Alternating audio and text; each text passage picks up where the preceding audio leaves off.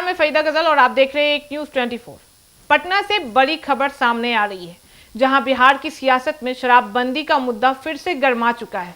JDU नेता मनीष वर्मा ने एक विवादित बयान देते हुए कहा है कि जो लोग शराब पीते हैं, अगर वे इक्का दुक्का पीते भी हैं तो घर में ही चादर ओढ़कर सोते हैं और सड़क पर नहीं आते हैं। उनका यह बयान सीधे तौर पर शराबबंदी के मुद्दे पर चल रही राजनीति की तरफ इशारा करता है और यह दर्शाता है कि जेडीयू के नेता भी धीरे धीरे शराबबंदी के वास्तविक असर को स्वीकार करने में लगे हुए हैं। मनीष वर्मा ने अपने बयान में यह भी कहा कि शराब पीने वाले लोग आमतौर पर समाज में अशांति नहीं फैलाते हैं और सार्वजनिक जगहों पर उनकी गतिविधियां नियंत्रण में रहती है। उनका यह बयान उन आलोचकों को और राजनीतिक विरोधियों के लिए सीधे तौर पर संदेश देता है, जो इस मुद्दे को राजनीतिक लाभ के लिए बढ़ा चढ़ाकर पेश करते हैं। वहीं जेडीयू नेता विशेष रूप से प्रखर राजनीतिकार और राजनीतिक सलाहकार प्रशांत किशोर पर भी निशाना साधते हुए आगे कहा कि शराबबंदी के मुद्दे को राजनीतिक लाभ के लिए ऐसे पेश किया जा रहा है जैसे यह एक गंभीर सामाजिक समस्या पैदा कर रहा हो, जबकि वास्तविकता इसके बिल्कुल विपरीत है। मनीष वर्मा ने के अनुसार शराब पीने वाले लोग जिम्मेदारी से अपने घरों में रहते हैं और समाज में कोई अशांति नहीं फैलाते हैं।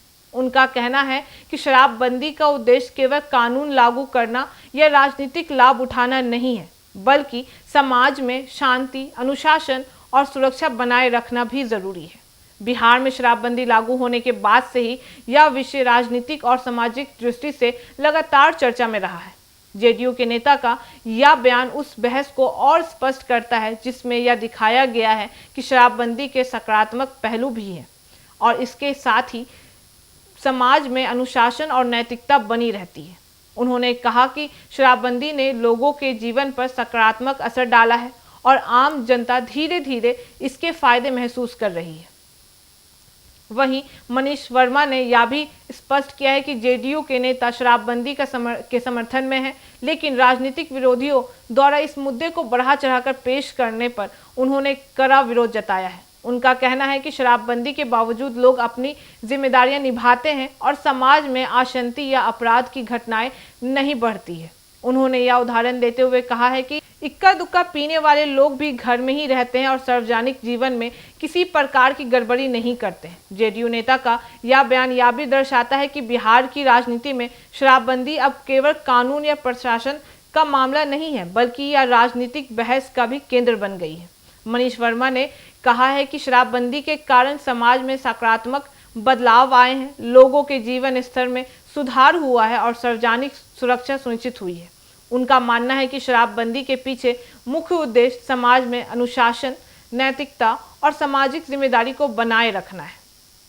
वहीं इसके साथ ही मनीष वर्मा ने यह भी जोड़ा है कि शराबबंदी से समाज में अपराध दर में कमी आई है और इसके प्रभाव धीरे धीरे महसूस किए जा रहे हैं।